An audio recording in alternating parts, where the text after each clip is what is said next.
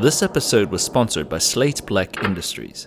For grips and accessories, visit slateblackindustries.com.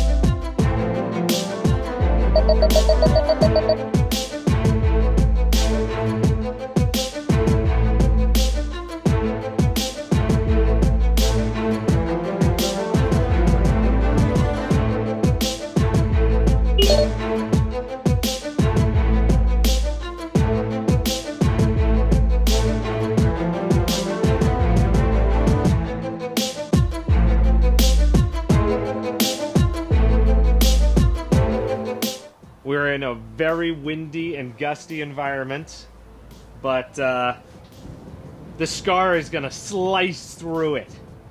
Yeah, shout out to Joe at Bruiser Industries, the world's foremost Scar enjoyer out there. I will continue to let Joe face fan mail from our publications.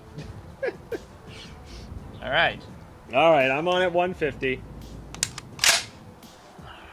Let's see what we can do. Impact. Impact. Okay, I'm on at 200. does it come with a Hogue grip normally?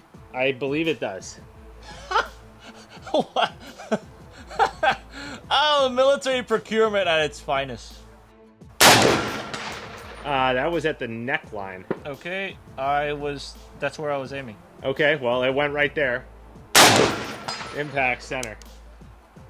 You know, like whenever I put Were you holding wind there, Henry? No wind. It was that impact was just left of center. The first one. Okay. It was at the left of the neck. Okay. So I was But not the center holding one, wind. the second one was good in the center. Okay, but I have a 0.5 mil dialed to the left right now. Yeah. Okay. All right, 250. 250. I'm gonna keep holding the neck. Just see how far I can do this. Okay. Impact. Impact. Those are center chest hits. Nice. Yeah. So with the Hogue grip, if I ever forgot where to put my fingers on the grip, thank goodness there are finger grooves to remind It me. reminds you. All right, I'm on at 3. Center. Second shot was low. All right. So maybe I need to start addressing this a little bit. All right, I'm on at 350. I'll hold 1 mil center chest. Wind. Was it okay? Yeah, wind looked good on those. Impact right edge. Press left to quarter target. Impact just left of center. All right. I am going to start to dial. Good elevation. Good. Okay, I'm on at 4. Impact just left of center. Solid elevation. Good hit. Impact. Okay, I'm there at 450. Headline, shoulder pocket left. Dead center. Re-engage. Nice. Sweet. So, compared this to the Scar 17, I actually think this has a little more recoil. Am I crazy, or is... I don't know. I think that particular gun, I think, is a little on the gassy side. I don't know that that's true of them all or whatever, but... Okay. So all right, I'm on 2.8. 500. Square, re-engage. Nice. Sweet. Ha! Guess what my magnification is right now? Is it 10? It is at 10. Like, I didn't do anything. I just dialed at my most comfortable spot, and it's 10x. I'm gonna give it a little bit more, though. So I'm pushing it up to, it's at 14 right now. All right. What's our elevation call here? 3.7. All right.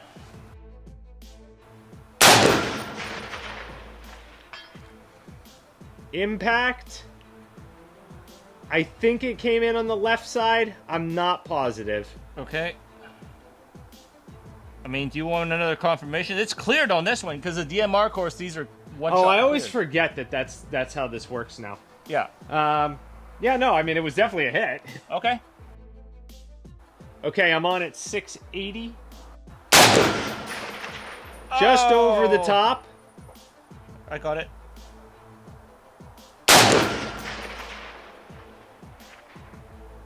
I heard that. That was a hit. Yep. Remember, this one target is a little bit more, this is a stubborn bird. A stubborn bird. It doesn't like to move. I don't know if the audio picked it up. I clearly heard that hit. Yeah, it's just hard for me to tell if it splashes into it or if it's the spall. I mean, it sounds like around someone hitting steel with a sledgehammer, so. Yeah. All right, I'm on at 8. Okay, 8. Push 8 mils. Splash off the right. Needs to be almost another 3/4 targets to the left. Come off the elevation 2/10. Got it.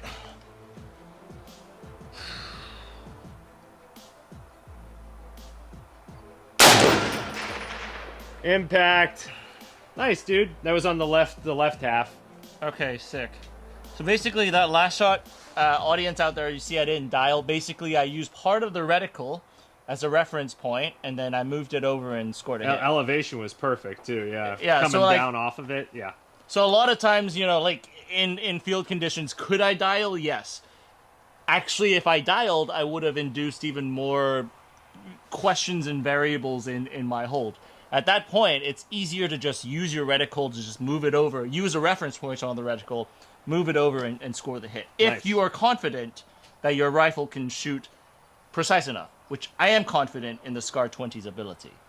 In fact, I am so confident, Josh, I think I can push it farther than Let's go, dude. I'm on at 900. This is just over 900. Okay, 900. What did the wind end up being on that last shot? 1 mil exact. Let's go 1 mil again. That last one was actually probably a 0.8. Okay. So let's try 1 because we've got another 70 yards of target here. Okay. Ready? I'm there for it. Impact. Nice. Dude, let's go. So the next one. Yeah, you want to go to 1,000? Yeah. All right, what do you think? Maybe like 10.5 mils? We could try 10.5. I think it's 11. I think it's 11. I think it's 11. We can try 10.5. It's easier to spot it if it hits low. Here, hold on. I'll give you this. What was your mil call on that last one? 9.3. Okay, this is not going to be an 11. Okay. This is going to be a 10, 10.5, 10.6, somewhere in there. Give me 10.6. 10.6. You want me to maintain 1 mil on the wind? Yeah, 1 mil. Give me 1.1. Okay, which one are we shooting at? Far right. All right, I got it. Let me know when you're ready. I'm there. Fire when ready. Impact. Nice. Dead on. Let's go. Good f***ing call, Josh. Good call. I shouldn't have cursed. I'm very sorry about that. Beep. For the parents out there. I'm also a parent, so hopefully my kids don't see this. We'll bleep you out, Henry. Good call on that, Josh. So, the SCAR 20, the Mk20 SSR. 1 miss the whole way out? I think I had... Did I have more than 1 miss or just 1? Oh, 2. Because 1 at the 800 for wind. Yeah. Yeah. So, I mean... 2 misses all the way out. Not still, bad. I mean, I'm very satisfied with that. Not bad. It was surprisingly... So, I haven't shot the SCAR a lot. Well, I shot the SCAR 17 a lot more. I haven't shot the SCAR 20 a lot more. I would have thought that the 20 would have less recoil, just in my mind. What do people think about these on the internet? And let's take away the cost, because I'm not talking about it from a civilian employment from a civilian employment, when you have to pay for your own rifle, there's a lot more that goes into it. But let's just look at pure product versus product. Okay. What do people think about this versus some of the other semi-auto sniper systems, like say M110, CSAS? I think when you say stuff like, what does the internet say about it? The internet is going to always implicitly be, let's say, like, slaved to some degree to an opinion that's based on the price tag. Okay. I think that is a truism, that, like, where your perception is warped by the fact that this thing is so expensive and you expect it to be so amazing because it's so expensive. And I think that the value proposition there, they struggle with that. Right. When you talk to people who have actually used this, there's not a lot of people that I know who have actually, like, been using the 20, like the sniper variant, the 20. Right. I know that a lot of people have talked about the 17 and not been huge fans of it. Yeah. I know a lot of people talked about the 16 and really disliked it especially because they were fielding it as like a T&E, almost T&E type of thing. Mm-hmm. I would think that the right person to really ask about this is Joe, because I believe Joe actually has time on this specific gun. Mm-hmm. And it might be great if we can get a few of his comments and talk about them in the debrief. Now, one point before we get to the debrief, we recently, as we filmed this, around the same time we released the potential accuracy episode of the SCAR.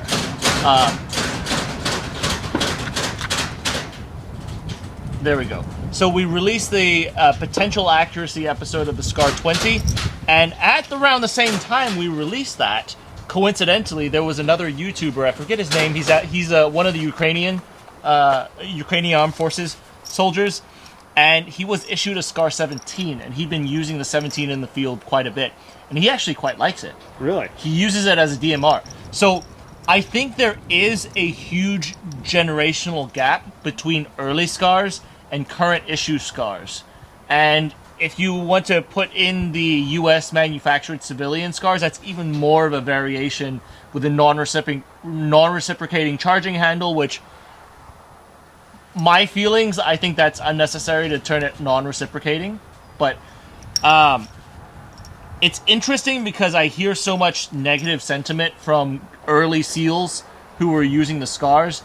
And then, as of recently, between the Belgians, the French, and the Ukrainians fielding some of these in the field, that golden triangle that the SCAR balances between the weight, the recoil reduction, lower recoil. This one is a little higher, but and still, also the comparatively controllable. Right. Yes. So, like that golden triangle of reliability, recoil sensation, a good recoil sensation, and accuracy, and weight. I guess it's four things then. The SCAR, for some reason, is able to work in this sphere that not a lot of different rifles can. Yeah. But the caveat is, there seems to be a lot of generational differences between the early versus the late ones. And also, I would argue that, like, again, when we go back to the loudest voices, I think that there is a commonly parroted, incorrect perception of what accuracy is acceptable and what reliability realities exist when it comes to large frame gas guns. There's a lot of people who say all of their large frame gas guns are way under a minute. We now have shot, I don't know, 10 plus different variations, different manufacturers, different guns. None of them have performed in that capacity to a repeatable and reoccurring degree. Yeah. And from reliability perspective, pretty much all of the AR-10s that we've brought on the show have had some sort of hiccup at some point. Yeah, with the exception so far with the M110A1 the K1, yeah. The K1 that but that was only 25, 30 rounds true, on yeah. course, right? Yeah, like it wasn't something that we've done extensive testing on. Whereas the SCARs, we have shot a lot of ammo through them, the heavies. I would venture to say outside of the G3 and the SCARs are probably the 308s that we've shot the most. And when you look at how those have performed, my original 17, I must have like multiple thousand rounds through that without cleaning it at all, and with I can't remember a single malfunction through that gun. So that's not to say that they won't malfunction or that you should do that or it's a good practice, but it's the perception of how accurate. Oh my. Indeed. The perception of how accurate something is or isn't, and how reliable something is or isn't. I think that's Kevin. He has a 416 over there. Those perceptions are, I think, warped because people parrot back a bunch of information that well, I saw so-and-so post about a thing, therefore that thing is always true of all things. Right? So, and that is true here as well. Our opinion is just a data point for consideration. It is not an all-encompassing, full-stop position or opinion. So. Yep. So, the Mk20 SSR, and I'm glad you got the reciprocating charging handle version, the OG. This is a Belgian one? It's an American one.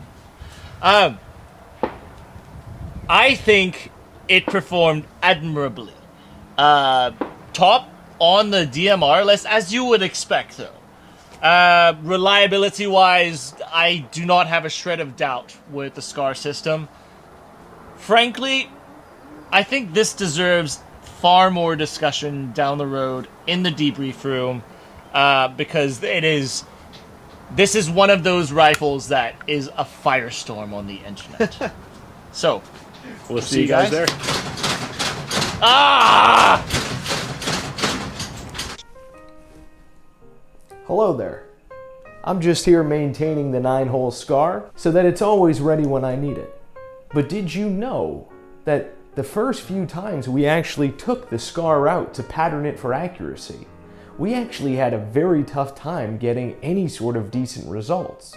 And it wasn't until we determined that some of these screws here that hold the barrel in place had actually worked themselves loose.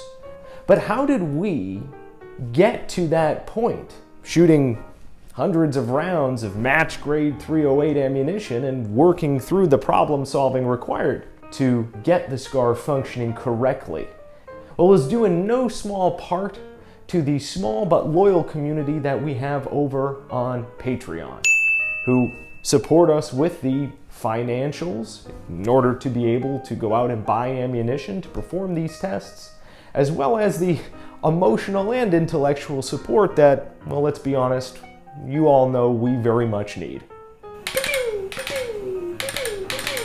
So we'd certainly like to have you guys consider joining us over on Patreon. And of course, if that's not something you're interested in, we'd very much like to also just simply hear from you in the comments down below here as well. Hope you guys enjoy the rest of the episode. Onward we go.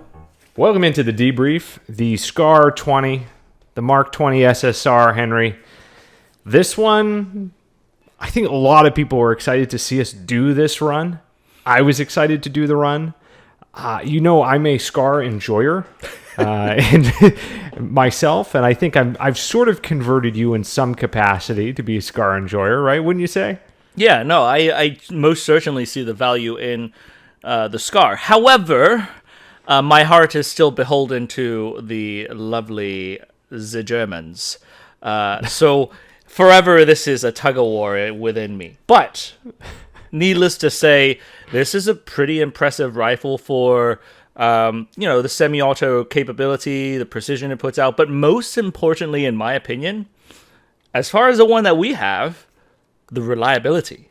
And reliability to a large frame 308 semi-auto, you would think that it would be a direct correlation to the 5.56 variety, but compared to some of the AR-10s, and when I was in the SR-25, the M110, there certainly was a desire for something that could perform in this capacity, right?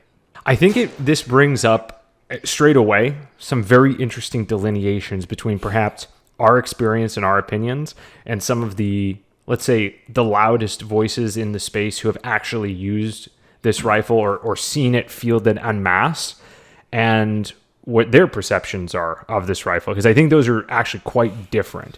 Is between you and I, Yep. I would say our experiences with this rifle the SCAR family as a whole are immensely positive. Great shooting, like quite reliable, very accurate for what they are. Lightweight even, right? Like I'd throw that in there as well. Sort of hitting that trifecta that you and I have talked about in terms of like overall shootability, weight and performance, and then reliability. For us, what we've seen in the commercial variants of these rifles that we have, that they tick all of those boxes in a pretty strong capacity. Right. But when you go back to the fielding of this rifle, of the SCAR platform, it certainly has a checkered history. Especially coming from our Naval Special Warfare colleagues. The loudest voices always come from the teams. We had sort of referenced and talked about Joe's experience with the SCAR. He's been very vocal online about how his experience with the SCAR. I think it's probably worth us having like a longer conversation with him about it at some point in maybe podcast format. But it's very interesting to see how that differentiates, because again, this rifle, specifically the 20, was introduced in 2011-ish into SOCOM, used I think extensively by NSW, and I think they were the primary user, maybe a little bit elsewhere as well, but they were the primary user as far as it comes to U.S.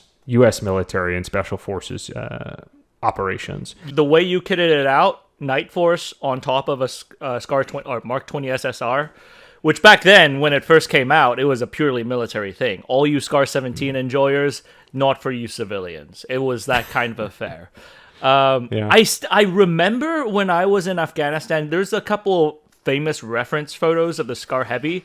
One image always got confused with a SCAR 20 system, had a SCAR Heavy with a unique front-hanging scope mount. It was a bridge. It was a bridge that like connected from the gas block area and had a long extended only top panel component for like light laser mounting position. You'd imagine, or night vision, right? But then the stock, he had a SCAR, a Mark 20 SSR stock, which is the skeletonized, fully adjustable fixed stock that you see on Josh's SCAR 20.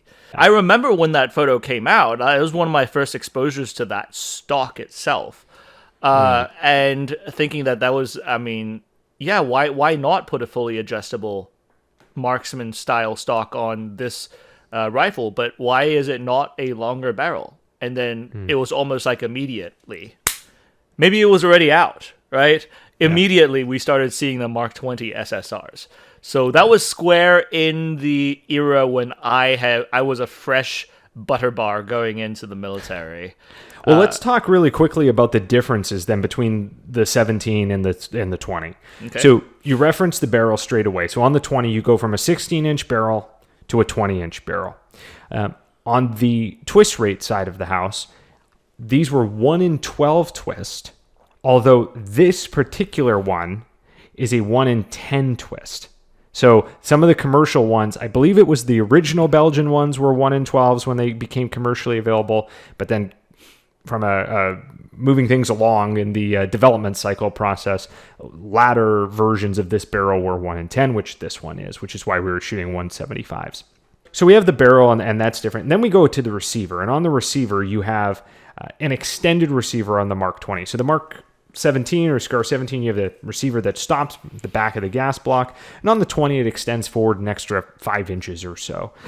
Gives you extra space to sort of push that bipod further forward, and to be honest, I think that actually makes more sense. I wish the 17 had that receiver length, and then I wouldn't, maybe it could be a little bit shorter, but in my mind, that actually makes more sense from where I want my hand to go. It provides coverage around the gas block, still accessible, but it gives you some level of shielding around the gas block.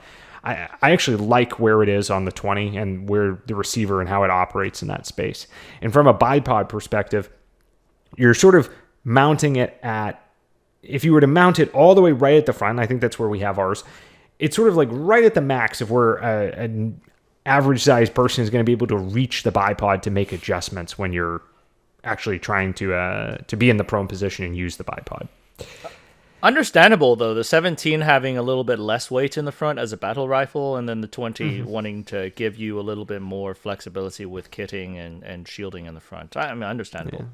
As we go further back, we have like the trunnion interface or the barrel attachment interface. And this is probably one of the largest areas of departure, is you go from having like the 2-screw design or like the smaller footprint design on the 17 to having the extra additional screws on the 20. This is specifically relevant to us since the screws backing out on the 17 was something that we learned about as part of the maintenance cycle and something that we wanted to make sure are always torqued right or always checked whenever we're sort of doing our assessment on the rifle. Allegedly, it's because the barrel's longer to accommodate the extra weight of the barrel, plus the extra weight of potentially hanging suppressors in a more routine fashion on the longer barrel, etc. Except don't do that because then, you get slapped on the face, slapped in the wrist by FN for adding your suppressors to the functional rifle that uses a suppressed setting. You mean like 9-hole reviews Josh does frequently on every single thing that he owns? I definitely don't do any of those things. Blasphemy. I can warranty this rifle whenever I want. As we move further back and in the receiver, I'm almost positive these come affixed with the Geisley 2-stage trigger the Super Scar trigger that so many people end up putting in the Scar 17s on the commercial market. These come affixed with that as standard. And then lastly, you have the stock itself, which is obviously, we've already talked about, it's the full skeletonized adjustable precision stock. So those are the major differences from an actual rifle standpoint. It isn't just a Scar 17 with a longer barrel. Yeah, a lot of times I think people look at this and that's automatically what they think. It's sort of like a G28 is not a 417 with a longer barrel. A PSG1 is most certainly not a G3 with just a longer barrel and a different front end.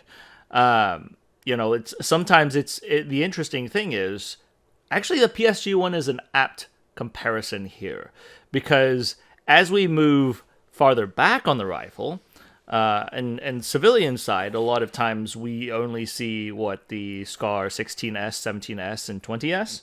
Whereas on the military side, specifically to the 20s, there's 2 specific designation in Europe that they use. It's either the PR, the precision rifle, or the TPR. So the SCAR PR is your rifle with a SCAR 17 UGG boot stock on the side, whereas the SCAR TPR is your particular rifle. And it is basically, the TPR is meant for like a, it's the spotter's rifle in a shooter-spotter team. It's meant to be able to pick up some of the spotter responsibility. And the interesting thing is, you'll see like foreign legionnaires running around with the French foreign legionnaires running around with like the SCAR 20 PR. So in the front end, you think they have like a Mk20 SSR, but on the back end, it is a 17 UGG boot. I mean, it is cool to see that a lot. I mean, you do have a lot of interchangeability, or at least some level of modularity between like grip stocks and whatnot, where you can integrate one into another. Yeah. I think this is probably a good place to sort of then, you're sort of referencing some comparatives into other rifles that maybe this sort of setup compares and contrasts against. So let's just talk performance really quick. I think this is probably a good place to place that in here. Obviously the run was good. We had 1 elevation miss and 1 windage miss out to 1,000. So like, perfectly reasonable with the 308 rifle. Could it run, and that was actually in some pretty significant wind as well. Could it run it perfectly clean on another run? Like, yeah, probably. If we spent a bunch of time shooting this and this was our like one and only rifle and we knew it and everything else, like, yeah, probably. It's definitely a shootable rifle, but it is running a cold hammer forged chrome line barrel. It's not a match cut barrel. And when I first got this and was started shooting some groups with it, I was kind of disappointed in the accuracy I was getting, because everybody talks about this rifle being like definitely sub-inch. And that wasn't really what we were seeing. It still isn't. I think that this is more like an 1.5-inch gun for at least the one that we have. We had one individual kindly reach out who has actually had spent time working on the SCAR 20 program and platform, and he actually gave a full list of torque specs that he had sort of assembled himself to try to optimize the platform for the unit that he was working with. Very cool of him to share that. When we went and I like started messing with it, it was all torqued right. It wasn't like way out or there wasn't anything loose. Like everything was good. But yeah, it was shooting about closer to 1.5 inches when we shot longer strings. We had on the How Accurate series 2 groups, one with Nosler. Specifically, the Nosler group was really good. I think you threaded 4 out of 5 shots through one hole, and then like one shot was about 1 inch to the left. But it's grouping somewhere between 1 inch and 1.5 inches, 1.75 inches, depending upon the number of rounds being fired and the ammunition. All commercial match ammo. I think there is an unrealistic expectation on some of these semi-auto systems matching up bolt action's precision. Frankly, it is very rare to see one of these semi-autos match a bolt action's precision. You can, but then frequently what we'll see that gets dropped off is the reliability. There's something wrong with the gassing. Gassing needs to be adjusted. Weather changes. You need to look at the gassing. Drop a suppressor. You need to look at the gassing. I mean, partially it's one of the reasons why I think your acceptance accuracy is not the same as a bolt action when it comes to military contracts, because I don't think it's attainable. Easily attainable, let's say. I think it's attainable, but then you end up with a bunch of reliability issues. Whereas a SCAR, on this hand, I'm not talking about early SCARs. I think the early SCARs had an issue when they frankly didn't do customer support very well with the SEAL teams.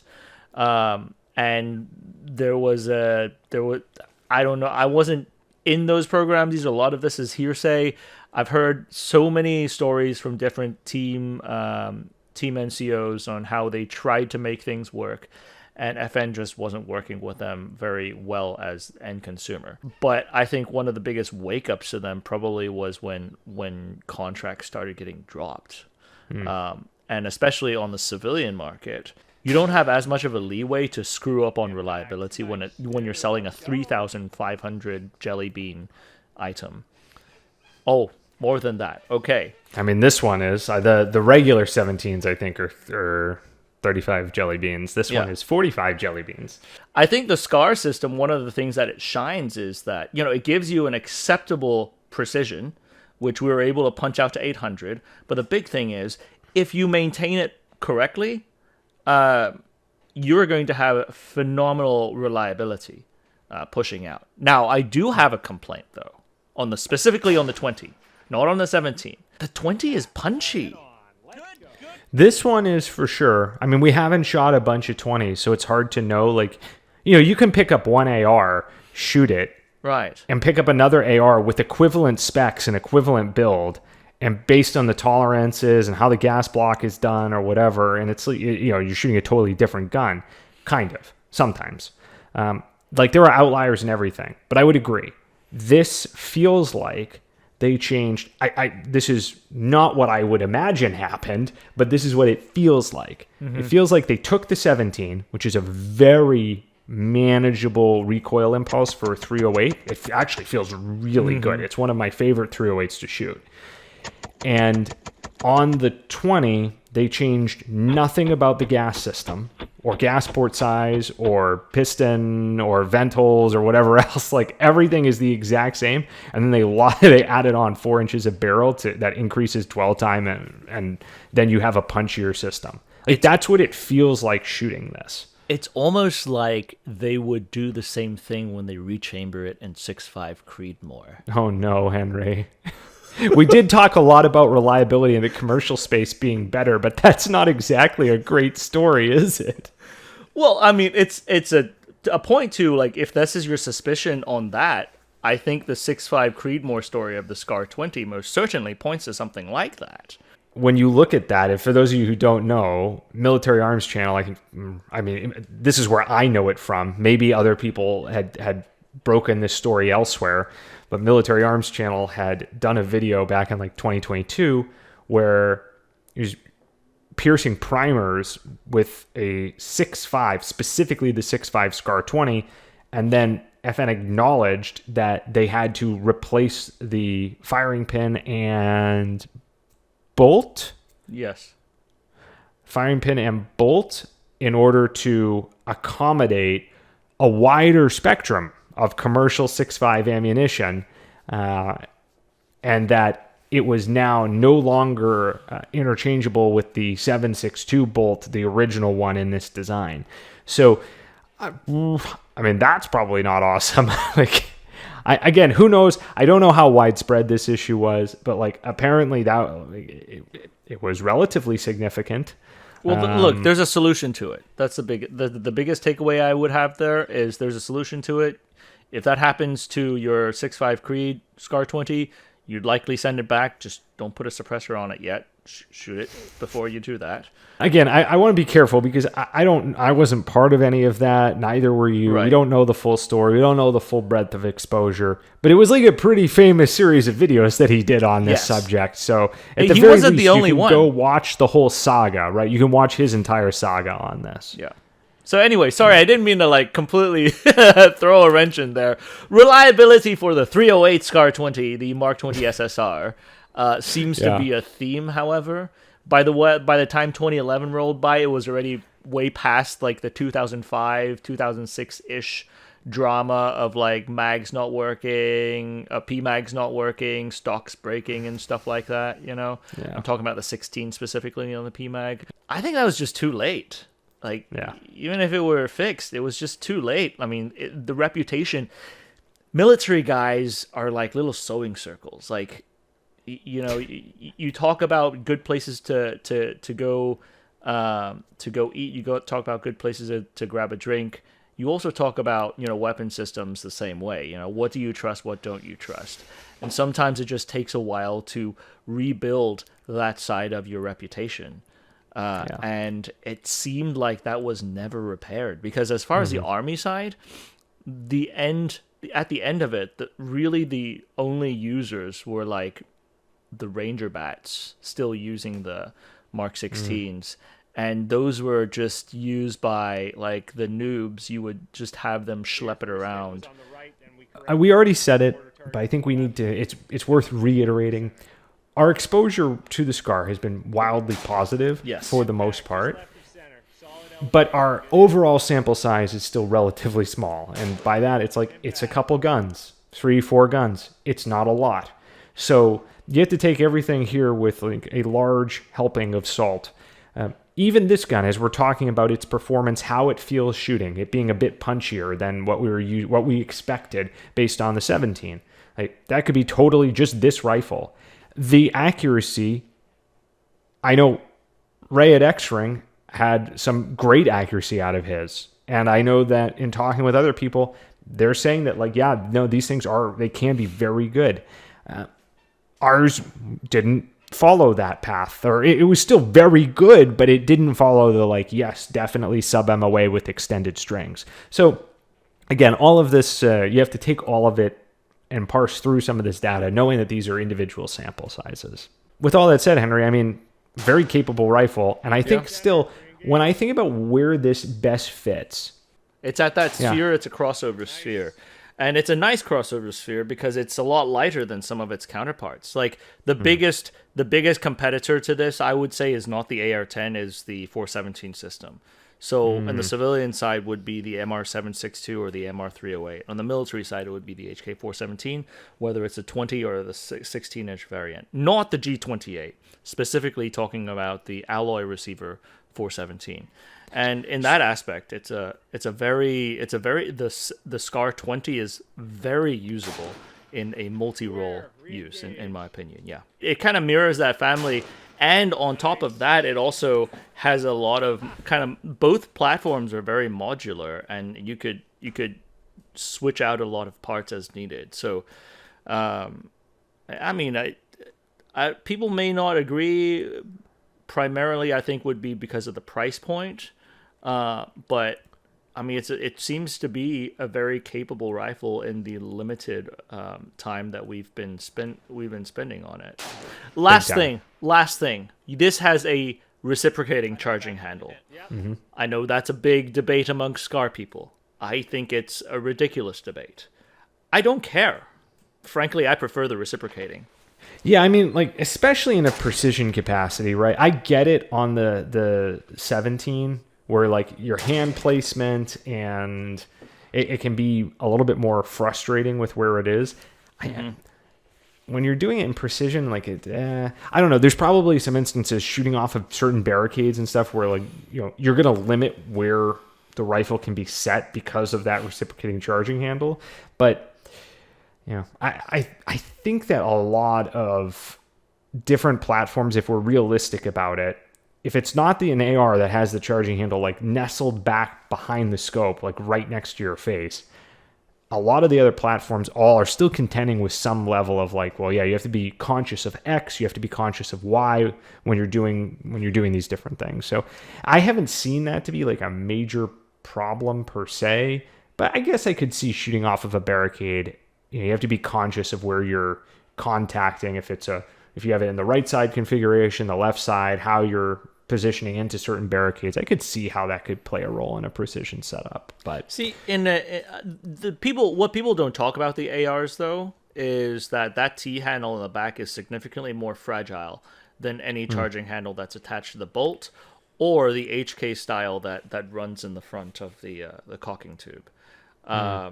And I mean, all systems have its pros and cons. That's basically where I was going with that, right? Like there's considerations on everything. Yeah. I do think it would be interesting if they considered the FNFAL type of charging system, the side charger that is completely sealed, non-reciprocating, but that also takes away from any type of forward assist capability that you would have on the system. Got it. That's the SCAR 20 and our take on it, having shot a good deal out of it. I wouldn't say that we certainly have not hosed with this rifle. We're treating it like a precision rifle, and the number of rounds we put through precision setups is just dramatically less than when we're testing more like combative or battle rifle or carbine setups. So it hasn't been hyper extensive. With that said, a good run. As always, do the good YouTube stuff. Like, comment, subscribe, head over to the Patreon, and jump into the private Discord. And until next time, we'll see you guys in the range. The ranch? The range, Henry. The range. Our range is called the ranch, by the way. Look them up. The Ranch, Texas. See you guys.